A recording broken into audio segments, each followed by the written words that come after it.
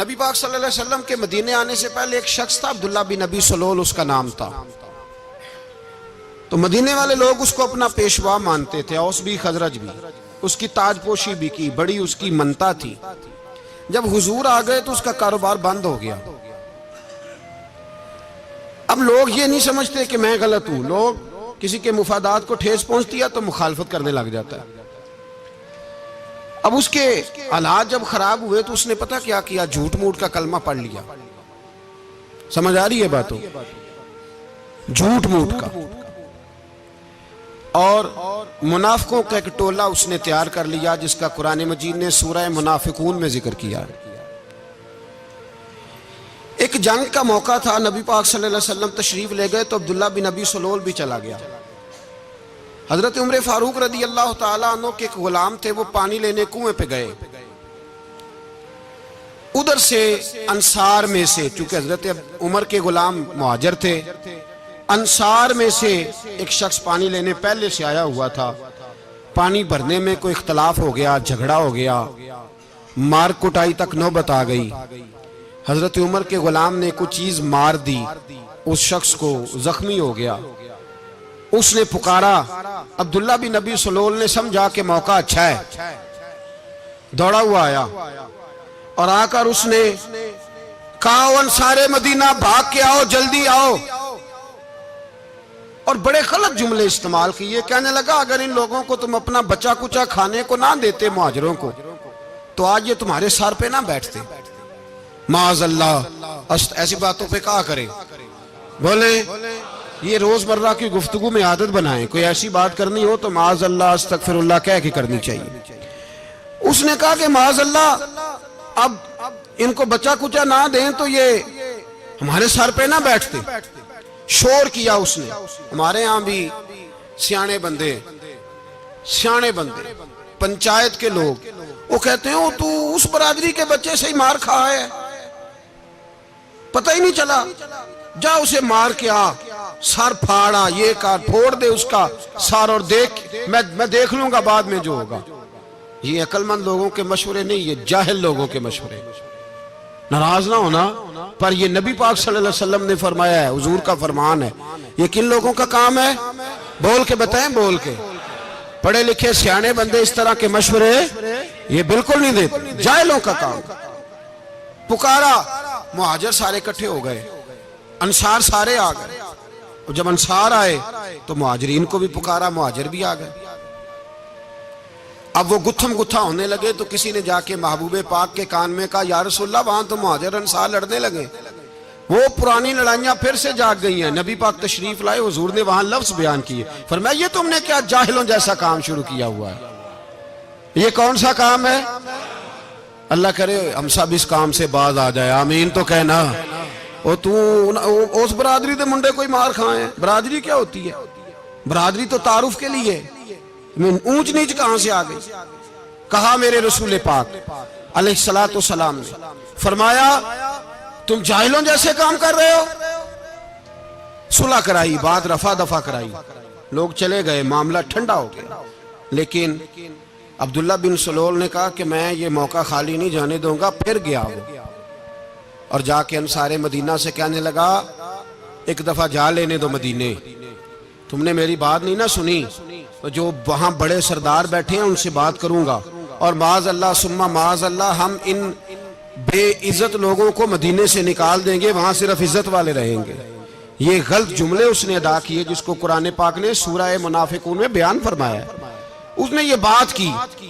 ایک صحابی تھے حضرت زید رضی اللہ تعالیٰ عنہ، وہ سن رہے تھے، آ کے عرض کی، یا رسول اللہ صلی اللہ علیہ وسلم عبداللہ بن ابی سلول تو اس طرح کہہ رہا ہے کہ مدینے جا کے عزت والے دوسروں کو نکال دیں گے، اور تم اگر اپنا بچہ انہیں نہ دیتے تو معاذ اللہ آج یہ ایسا نہ کرتے۔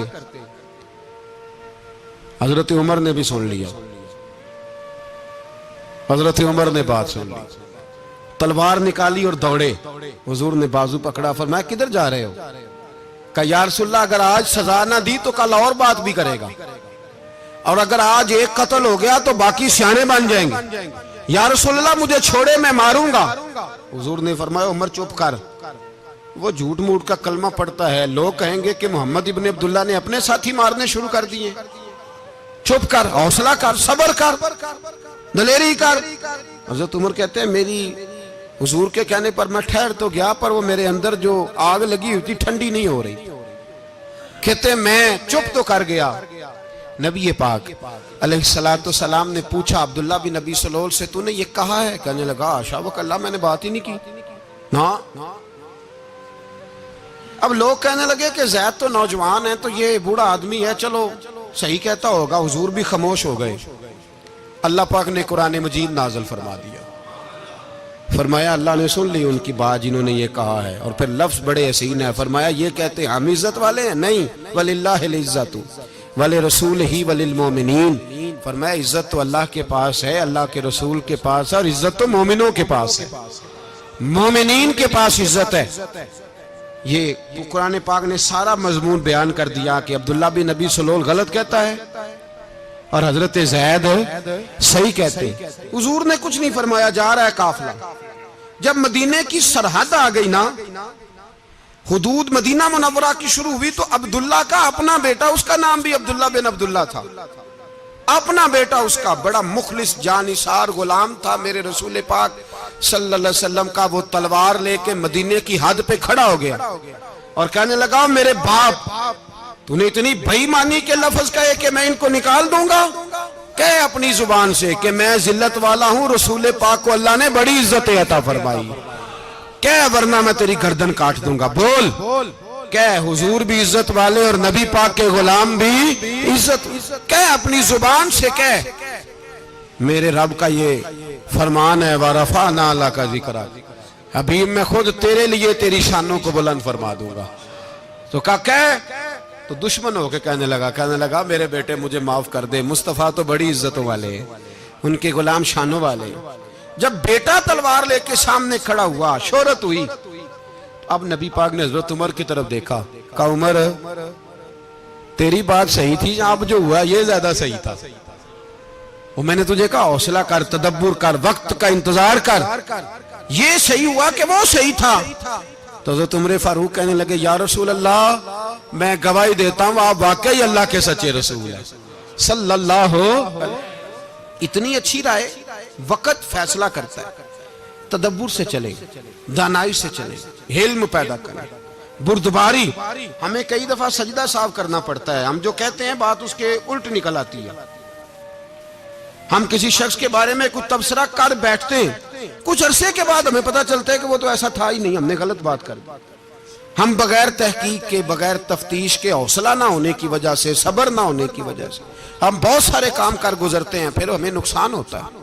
اپنی زندگی میں علم نہ چھوڑیں، حوصلہ نہ، لڑائیاں ہوتی ہیں نا گھروں میں، اس کی وجہ خامد ہوتا ہے، بیوی نہیں ہوتی۔ یہ بات گھر جا کے بتانا کہ آج انہوں نے کہا ہے۔ لڑائی کی وجہ کون ہوتا ہے؟ نہ بولو تسی، پر میں تے آنکھ ہی چھڑیا ہے، وہ تو ریکارڈ ہو گیا ہے۔ لڑائی کی وجہ کون ہے؟ جڑے باتیں لڑتے ہیں وہ کوندے ہی نہیں پے۔ وجہ کون بنتا ہے جی؟ کیوں بلا؟ اس لیے کہ نبی پاک صلی اللہ علیہ وسلم نے فرمایا عورت کی اگر آدھی ہے تو تیری تو پوری ہے نا، جس کا مطلب ہے لڑائی اگر بچ سکتی تھی تو مرد کی وجہ سے بچ سکتی تھی، گھر میں امن ہو سکتا تھا۔ کہتے ہیں جی بڑی بیوقوف ہے میری سنتی نہیں، تو میں نے کہا جو اس سے بحث کر رہا ہے وہ سیانا ہے؟ بولیں، جو بحث کر رہا ہے وہ عقل مند ہے؟ بندہ تو چلو تھا وہ دانشور شیکسپیئر، باتیں بعض اوقات اس کی کچھ ایسی ہیں۔ اس سے کسی نے پوچھا تھا عورتوں سے کون جیت سکتا ہے بحث میں، تو اس نے کہا تھا وہ جو ان سے بحث نہ کرے، جو ان سے بحث۔ تو بھائی تو وجہ اس لیے کہ حوصلہ تو نہیں کرنا تھا۔ نبی پاک علیہ السلام نے فرمایا بی بی ٹیڑھی لکڑی ہے، سیدھی کرنے کی کوشش کرو گے تو ٹوٹ جائے گی، سیدھی تو پھر کتنا بیوقوف ہے جو پتھر سے سر رگڑ رہا ہے، کتنا نادان ہے جو یہ حرکت کر رہا ہے، دریا میں چھلانگ لگا کے کہتا ہے ڈوبوں گا نہیں۔ تو بھائی حوصلہ پیدا کرے، علم پیدا کرے، بہت ساری ایسی باتیں کرے گی جس میں اشتعال آئے گا، فٹافٹ 3 لفظ طلاق کے دے دیے، اب بھاگا گیا مفتی صاحب کے پاس، اوہو 4 بچوں کا کیا بنے گا؟ اور یہ بات پکی ہے کہ بچوں کو صرف ان کی ماں ہی پال سکتی ہے، ان کی ماں۔ اور بات مجھے نہیں بھولتی، ایک شخص نے بیوی کو طلاق دے کے دوسری شادی کی. اس کا بیٹا تھا 10 سال کا. تو اس نے اپنے بیٹے سے کہا کہ بیٹے بتا پرانی اماں صحیح تھی یا یہ صحیح ہے؟ اس نے کہا نہیں ابا وہ تو جھوٹ بڑے بولتی